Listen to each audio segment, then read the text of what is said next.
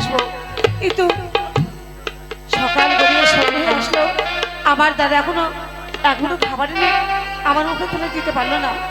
বলে দাও ভগবান, বলে দাও এইভাবে কতদিন এই দুঃখ কষ্টের মাঝে আমাদের জীবন কাটবে?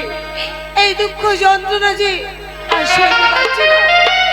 তুমি বলে দাও, একটিবার বলে দাও। সেই ছোট্টবেলায় মা বাবাকে হারিয়ে আমি দাদার কাছে মানুষ, দাদার মুখে দিকে চেয়ে তাকাতে পারি না, দাদাকে আমি সব কথা খুলে বলতেও পারি না।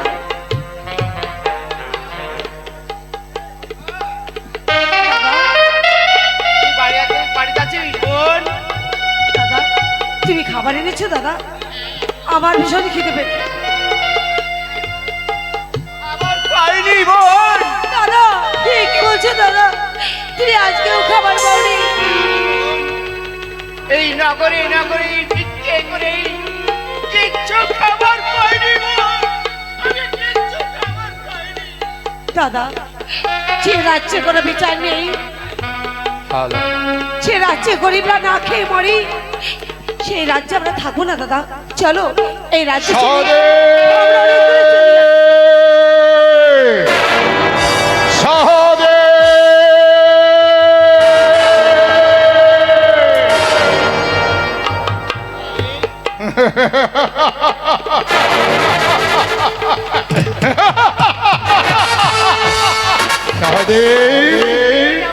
দূর থেকে শুনলাম তোরা বলছে তাই রাজ্য পরিত্যাগ করে অনেক দূরে চলে যাবি।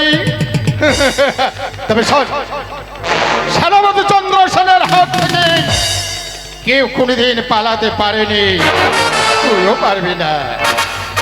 ভুলে গেছিস তাই না? পরপর 3 বৎসর খাজনা দিস নে তুই, আজ খাজনা আদায় করতে এসেছে সেনাপতি চন্দ্র সেন। 3 বছর আমি খাজনা দিদির পারিনি সেনাপতি মশাই। আমার এই দুর্দিন অনাহার, এই 3 বছর কোনো অনাবৃষ্টি বৃষ্টি পর্যন্ত কিছু নেই। আমি আপনাদের কিছু আমি খাজনা দিতে পারিনি সেনাপতি মশাই। আমি কিছু খাজনা দিতে পারিনি।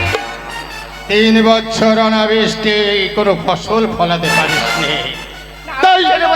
তুই বলতে চাইছিস যে আমি খাজনা এই মুহূর্তে কোথায় থেকে দেব? হয়তো কয়েকদিনের মধ্যে সময় চাচ্ছে, তাই না?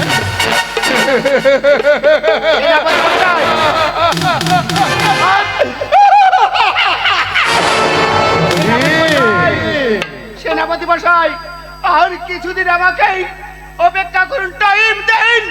আপনার ঋণ আমি পরিশোধ করে দেব। তবে তোর মুখটা বড় মলিন হয়ে গেছে। আচ্ছা সহদেব, ওটা কে? আমার ছোট্ট বোন।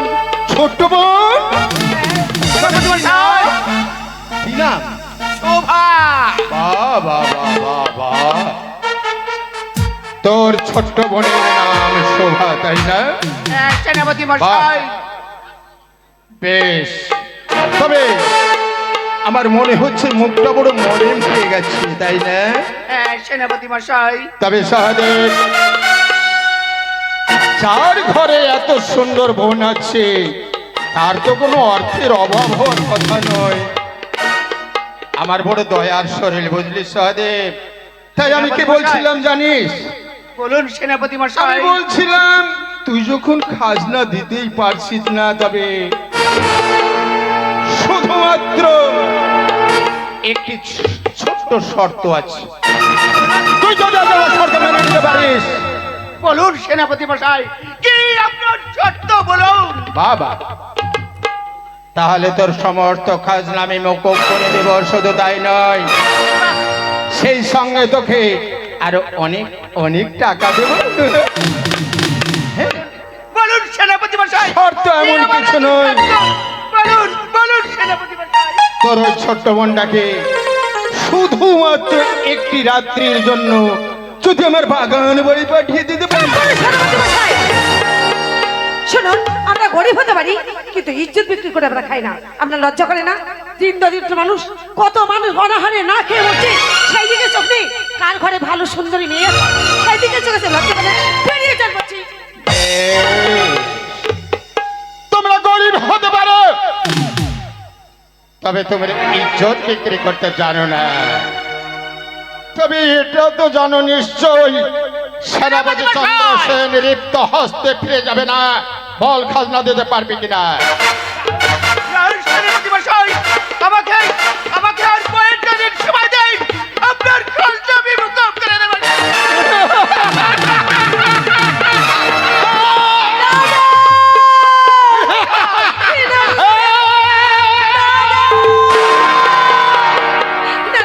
আমার দাদাকে মারবেন না, ছেড়ে দিন।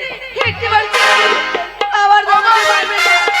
এই দাদা ছেড়ে দিয়ে কেউ নেই। এই দাদা।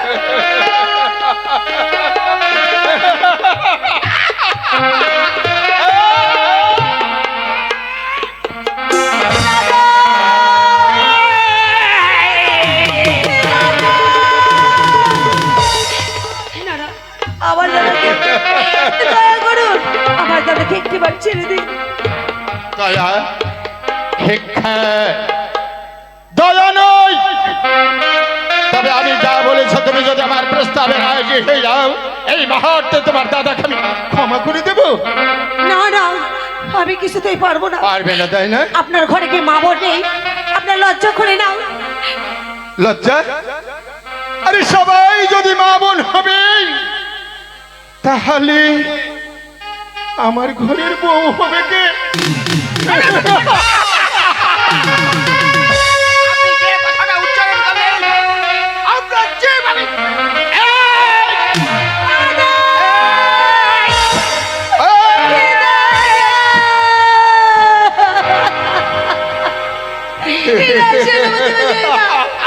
আপনি আমার দাদাকে ছেড়ে দিন।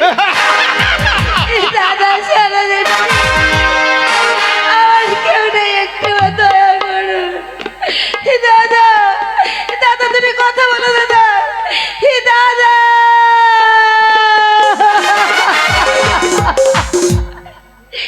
দাদা। তোমার দাদা আকাশ ফাটিয়ে চিৎকার করলেও আর কোনোদিন তোমার তাকে ছাড়া দেবে না। সে ঘুমিয়ে গেছে। এইবার শুধু তুমি আর আমি। তাই আমি বলছিলাম, স্বইচ্ছায় আমার শেষ মনোবাসনাটা পূর্ণ করে দাও। না না, দেবে না? মরবো। বাবু, তোমার মতো লম্ফটে পাই আমি কিছুতেই মাথা নত করবো না। করবে না, তাই না? দরকার আমি জান দেবো, তুমি লম্ফটের মধ্যে মান দিতে রাজি নাই।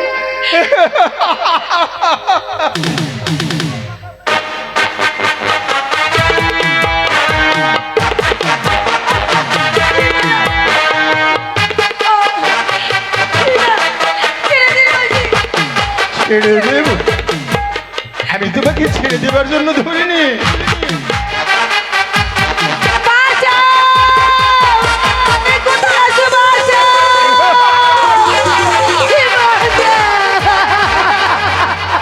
কেউ আসে না।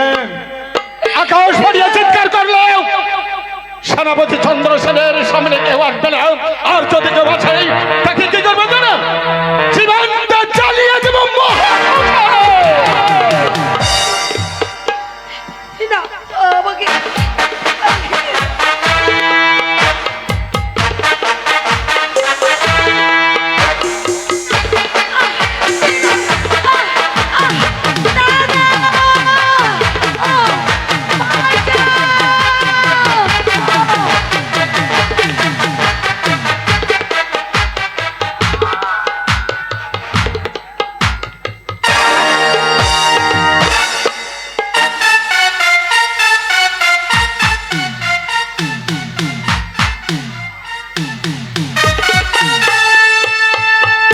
আমার মনোবাসনা আমি পূর্ণ করেছি।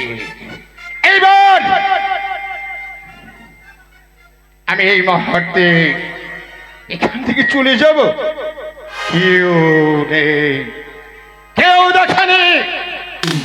সেনাপতি চন্দ্রসেন চা করে গেল এই তা কেউ আমার সাক্ষী রইল না।